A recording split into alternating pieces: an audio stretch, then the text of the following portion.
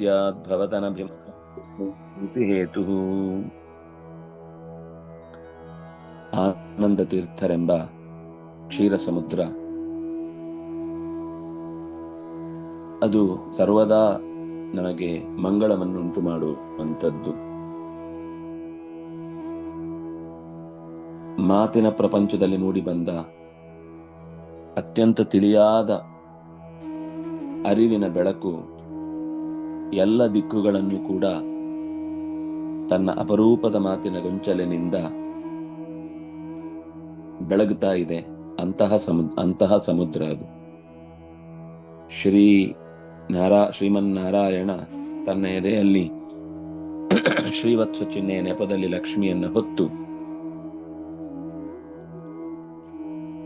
ಆದರ್ಶವನ್ನ ತೋರ್ತಾ ಇದ್ದಾನೆ. ಅಂತಹ ಆದರ್ಶ ಪುರುಷನನ್ನ ತನ್ನ ಹೃದಯದಲ್ಲಿ ಹೊತ್ತ ಆಚಾರ್ಯರು ಮತ್ತೆ ಸಂಪತ್ತಿಗೆ ನೆಲೆಯಾದ ಸಮುದ್ರವೆನಿಸಿದ್ದಾರೆ. ಸಂಸಾರದ ಬವಣೆಗಳನ್ನೆಲ್ಲ ಕೊನೆಗಾಣಿಸುವ ಕರುಣೆಯಿಂದ ತುಂಬಿದ ಅತ್ಯಂತ ಪ್ರೀತಿಪೂರ್ವಕವಾದ ನಗುವಿನಿಂದ ಕೂಡಿದ ಕಡಲು ಆಚಾರ್ಯರು. ಇಂತಹ ಪಾಲ್ಗಡಲು ನಮ್ಮೊಳಗೆ ಸೇರಿರುವ ಅನಂತ ದುರಿತಗಳ ಗಂಟನ್ನ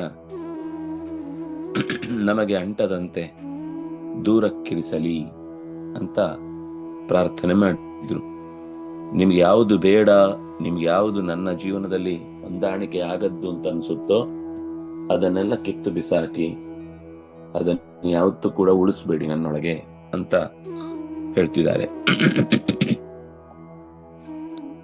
ಮೂರ್ಧನ್ಯೇಶೋಂಜಲಿರ್ಮೇ ದೃಢತರಮಿಹತ್ತೆ ಬದ್ಧತೆ ಬಂಧಪಾಶಕ್ಷೇತ್ರೇ ದಾತ್ರೇ ಸುಖಾನಾಂ ಭಜತಿ ಭುವಿ ಭವಿಷ್ಯದ್ವಿಧಾತ್ರೇ ದ್ಯುಭರ್ತ್ರೇ ಅತ್ಯಂತಂ ಸಂತತಂ ತ್ವಂ ಪ್ರತಿಶಪದಯುಗೇ ಹಂತ ಸಂತಾಪ ಭಾಜಾಂ ಅಸ್ಮಾಕಂ ಭಕ್ತಿಮೇಕಾಂ ಭಗವತೌ ತತೆ ಮಾಧವಸ್ಯಾಥವಾಯೋ. ಓ ಪ್ರಾಣದೇವನೇ,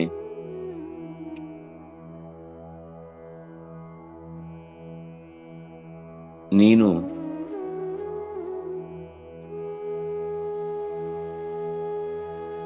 ಆರಾಧನೆ ಮಾಡಿದವರ ಸಂಸಾರದ ಗಂಟನ್ನ ಬಿಡಿಸುವವನು ಅಥವಾ ಕಟ್ಟಿ ಹಾಕಿದ ಹಗ್ಗವನ್ನ ಕತ್ತರಿಸಿ ತೆಗೆಯುವವನು.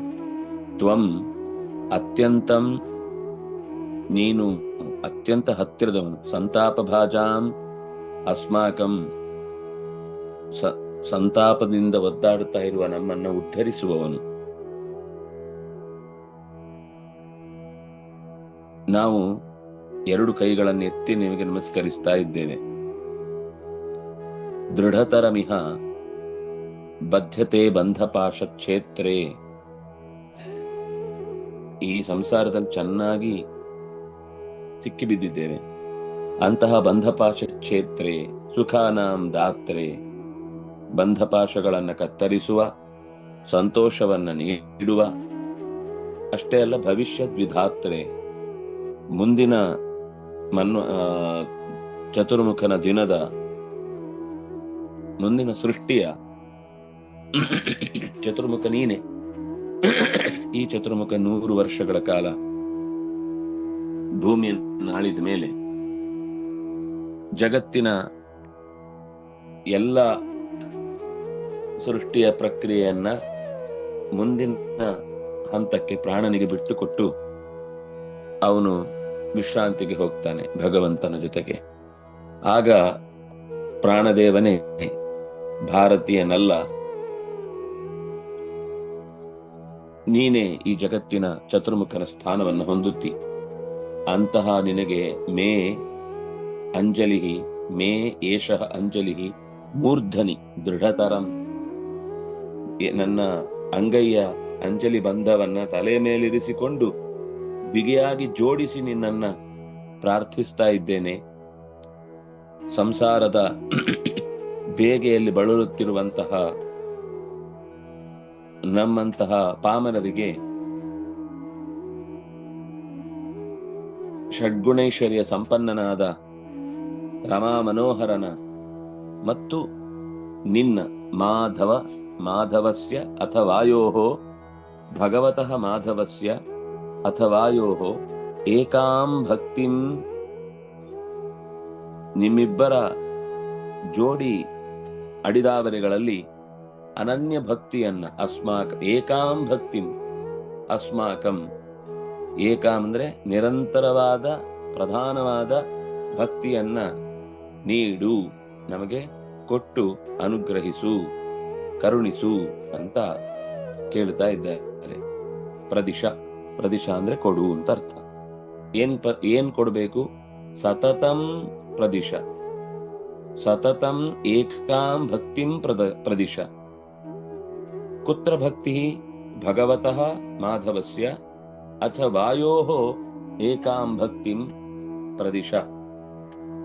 ಅತ್ಯಂತಂ ಭಕ್ತಿಂ, ಗಾಢವಾದ ಭಕ್ತಿಯನ್ನು ಕೊಡು, ಉತ್ಕಟವಾದ ಭಕ್ತಿಯನ್ನು ಕೊಡು, ನಿರಂತರವಾದ ಭಕ್ತಿಯನ್ನು ಕೊಡು, ಅನನ್ಯವಾದ ಭಕ್ತಿಯನ್ನು ಕೊಡು. ಆ ಭಕ್ತಿಯಲ್ಲಿ ಇಷ್ಟೆಲ್ಲ ವಿಶೇಷಣ ಬೇಕು. ಯಾಕೆಂದ್ರೆ ಸಂಸಾರದ ತಾಪ ಕಳ್ಕೊಳ್ಳಿಕ್ಕೆ ಸುಲಭದ ಕತ್ತರಿಸುವ ವಿಧಾನಗಳಿಲ್ಲ, ಸುಲಭದಲ್ಲಿ ತಪ್ಪಿಸಿಕೊಳ್ಳುವ ವಿಧಾನಗಳು ಯಾವುದೂ ಇಲ್ಲ. ಎಲ್ಲವೂ ಕೂಡ ಒಂದು ಹಂತದಲ್ಲಿ ಭಗವಂತನ ಎಚ್ಚರವನ್ನ ಮೂಡಿಸುವುದಕ್ಕೆ ಏನ್ ಬೇಕೋ ಅಂತದ್ರಲ್ಲಿ ನಿರಂತರ ತೊಡಗಿದ್ರೆ ಮಾತ್ರ ಈ ಸಂಸಾರದ ತಾಪದಿಂದ ಪಾರಾಗುವುದಕ್ಕೆ ಸಾಧ್ಯವಾಗುತ್ತೆ. ಅದರಿಂದಾಗಿ ನನ್ನನ್ನ ಬಳಲ್ತಾ ಇದ್ದೇನೆ ಅಂತ ಗಮನಿಸು, ಪ್ರೀತಿಯಿಂದ ನನ್ನನ್ನು ಉದ್ಧರಿಸು ಅಂತ ಪ್ರಾಣದೇವನಲ್ಲಿ ಕೇಳಿಕೊಳ್ತಾ ಹೇಳ್ತಾರೆ. ಓ ಪ್ರಾಣದೇವನೇ, ನೀನು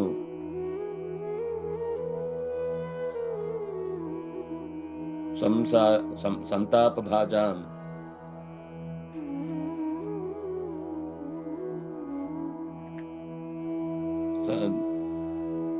ಸಂಸಾರದ ಬೇಗೆಯಲ್ಲಿ ಬಳಲುತ್ತಿರುವವರ ಬಂಧಪಾಶ ಕ್ಷೇತ್ರೇ, ಬಂಧಪಾಶವನ್ನ ಕತ್ತರಿಸುವವನು, ಆನಂದವನ್ನ ಕೊಡುವವನು, ಮತ್ತೆ ಮುಂದೆ ಚತುರ್ಮುಖನಾಗಲಿರುವವನು, ಭಾರತೀಯ ನಲ್ಲ ನೀನು. ಎರಡು ಕೈಗಳನ್ನೆತ್ತಿ ತಲೆ ಮೇಲಿರಿಸಿಕೊಂಡು ನಿನಗೆ ಅತ್ಯಂತ ಶ್ರದ್ಧೆಯಿಂದ ಗೌರವಪೂರ್ವಕವಾಗಿ ನಮಿಸ್ತಾ ಇದ್ದೇನೆ. ಈ ಬಿಡಲಾರದ ಕಷ್ಟ ನಮ್ಮನ್ನ ನುಂಗಿ ನೊಣೀತಾ ಇದೆ, ಕಷ್ಟ ಕೊಡುತ್ತಾ ಇದೆ. ನಿನ್ನಲ್ಲಿ ಮತ್ತು ರಮೆಯರಸನಾದ ನಾರಾಯಣನಲ್ಲಿ, ನಿಮ್ಮಿಬ್ಬರ ಅಡಿದಾವರೆಗಳಲ್ಲಿ, ಪದಯುಗೆ ನಿಮ್ಮಿಬ್ಬರ ಅಡಿದಾವರೆಗಳಲ್ಲಿ ನಮಗೆ ಅನನ್ಯವಾದ, ನಿರಂತರವಾದ, ಉತ್ಕಟವಾದ, ಅಸದೃಶವಾದ ಭಕ್ತಿಯನ್ನ ಪ್ರದಿಶ ಕೊಡು ಅಂತ ಮಧ್ವಾಚಾರ್ಯರನ್ನ, ಪ್ರಾಣದೇವನನ್ನ ಕೇಳ್ತಾ ಇದ್ದಾರೆ. ಸಾಭ್ರೋಷ್ಣ ಭೀಷ ಶುಭ್ರ ಪ್ರಭಮ ಭಯನಭೋ ಭೂರಿ ಭೂಭೃದ್ವಿಭೂತಿ ಭ್ರಾಜಿಷ್ಣುರ್ಭೂರ್ಭೂರ್ಣಾಂ ಭವನಮಪಿ ವಿಭೋ ಭೇದಿ ಭಭ್ರೇ ಬಭೂವೆ ಯೇನ ಭ್ರೂವಿ ಭ್ರಮಸ್ತೆ ಭ್ರಮೇತು ಸುವೃಷಂ ಬಭ್ರುವದ್ದುರ್ವೃತಾಶಾನ್ ಭ್ರಾಂತಿರ್ಭಾದ ಭೇದಾವಭಾಸಸ್ವಿತಿ ಭಯಮಪಿ ಭೂರ್ ಭೋಕ್ಷತೋ ಮಾಯಿ ಭಿಕ್ಷೂಂ.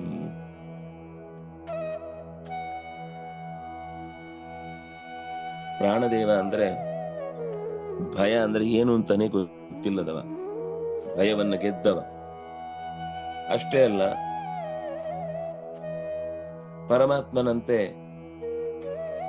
ಈ ಬ್ರಹ್ಮಾಂಡದ ಒಳಗಡೆ ಎಲ್ಲೂ ಕೂಡ ವಾಯುದೇವ ಇಲ್ಲದ ಜಾಗ ಇಲ್ಲ.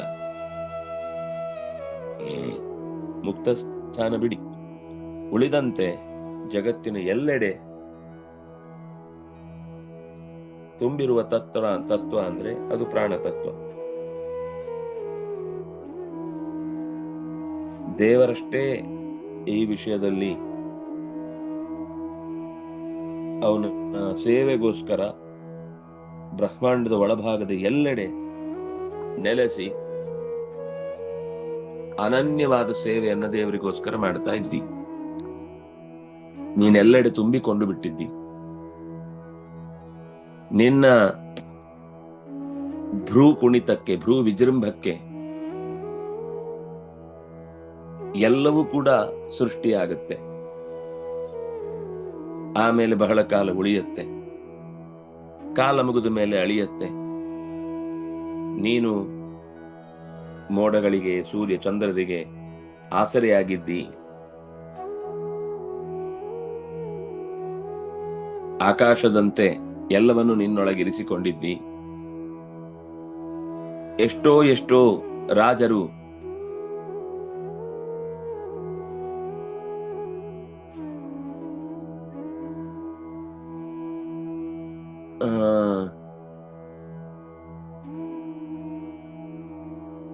ಸಂಪತ್ತಿನಿಂದ ರಾಜರೆಲ್ಲ ಸಂಪತ್ತು ಪಡೆದು ಎತ್ತರಕ್ಕೇರಿದ್ದಾರೆ.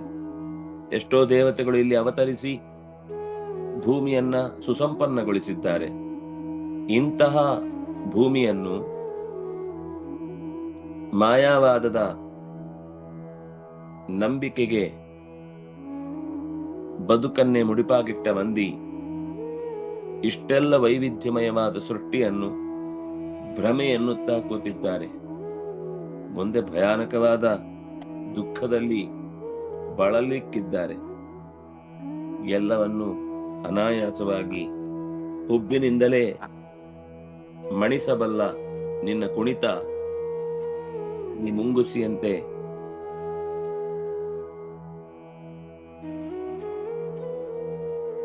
ಚಂಚಲರಾದಂಥ ಬುದ್ಧಿಯುಳ್ಳ ಅವರನ್ನು ಮತ್ತೆ ಮತ್ತೆ ವ್ಯಾಮೋಹದ ತುಂಟರ ಗಾಳಿಯಲ್ಲಿ ಅಥವಾ ಸುಳಿಯಲ್ಲಿ ಅವರನ್ನ ಸುತ್ತಾಡಿಸುವಂತೆ ಮಾಡು. ಭ್ರಮಯತು, ಅವರನ್ನು ಬಿಡಬೇಡ. ಸತ್ಯವನ್ನು ಒಪ್ಪಿಕೊಳ್ಳದೆ ಜಗತ್ತಿನಲ್ಲಿ ಭಗವಂತನ ಅಸ್ತಿತ್ವಕ್ಕೆ ಕೊಳ್ಳಿ ಇಡುವಂತಹ ಈ ಮಂದಿಗೆ ಉಳಿಗಾಲ ಇಲ್ಲದೆ ಇರಲಿ. ಕೇವಲ ಲೋಕದ ಸಾಮರಸ್ಯದ ದೃಷ್ಟಿಯಿಂದ ಅವರು ಬದುಕ್ತಾ ಇದ್ದಾರೆ. ಅವರಿಗೆ ಅದರ ಬಗ್ಗೆ ಕೇವಲ ಹುಟ್ಟಿ ಬಂದಿದ್ದಾರೆ ಅನ್ನುವ ಕಾರಣಕ್ಕಾಗಿ ಈ ಮಾತನ್ನು ಹೇಳ್ತಿಲ್ಲ. ಅದು ಗೊತ್ತಿಲ್ಲ ಅಂತ ಆದ್ರೂ ಕನಿಷ್ಠ ಪಕ್ಷ ಹೇಳಿದ ಮೇಲೆ ಅರ್ಥ ಮಾಡಿಕೊಳ್ಳುವಷ್ಟಾದ್ರೂ ಒಂದು ಪರಂಪರೆ ಬೇಕಾಗುತ್ತೆ ನಿರಂತರ. ಅದಿಲ್ಲದೆ ಹೋದಾಗ ಈ ನೆನಪು ಯಾವತ್ತೂ ಉಳಿಲಿಕ್ಕೆ ಸಾಧ್ಯ ಇಲ್ಲ. ಹಾಗಾಗಿ ಜಗತ್ತಿನಲ್ಲಿ ಸತ್ಯದ ಇರವು ಬಹಳ ಕಾಲ ಉಳಿಬೇಕು, ಬೆಳಿಬೇಕು ಅಂತಾದ್ರೆ ನಿನ್ನ ಅನುಗ್ರಹ ನಿರಂತರವಾಗಿರಬೇಕು ಅಂತ ಪ್ರಾಣನನ್ನ ಪ್ರಾರ್ಥಿಸ್ತಾ ಇದ್ದಾರೆ. ಓ ಭಗವಂತನನ್ನ ಗೆದ್ದು ಕೂತವನೇ, ಭಯವನ್ನ ಪಕ್ಕಕ್ಕೆ ಸರಿಸಿದವನೇ, ಜಗತ್ತಿನ ಎಲ್ಲ ಭಾಗಗಳಲ್ಲೂ ತುಂಬಿಕೊಂಡವನೇ, ನೀನು ಕಣ್ಣು ಹಾರಿಸಿದ್ರೆ ಸಾಕು ಎಷ್ಟೋ ವಿಷಯಗಳು ತಕ್ಷಣದಲ್ಲಿ ಕೈಗೂಡುತ್ತೆ. ಅದು ಮುಂದುವರಿಯುತ್ತೆ ಆ ಕೆಲಸ. ಅವರು ಹೇಳಿದರೆ ಮತ್ತೆ ಮುಂದುವರಿಸದೇ ಇದ್ರೆ ಗದೆಯಿಂದ ಪ್ರಹಾರ ಅಷ್ಟೇ. ಕೊನೆಗೆ ಅದು ಮುಕ್ತಾಯ ಆಗುವ ಸ್ಥಿತಿ ಬಂತು ಅಂದ್ರೆ ನಿನ್ ಕೈಯಲ್ಲಿ ಅದು ಕೊನೆಗೊಳ್ಳುತ್ತೆ. ನೀನು ಸಾಕು, ಅದನ್ನ ಇನ್ನೇನು ಮುಂದುವರಿಸ್ಲಿಕ್ಕಿಲ್ಲ ಅಂತ ಅದನ್ನ ಉಳಿಸಿಬಿಡ್ತಿ.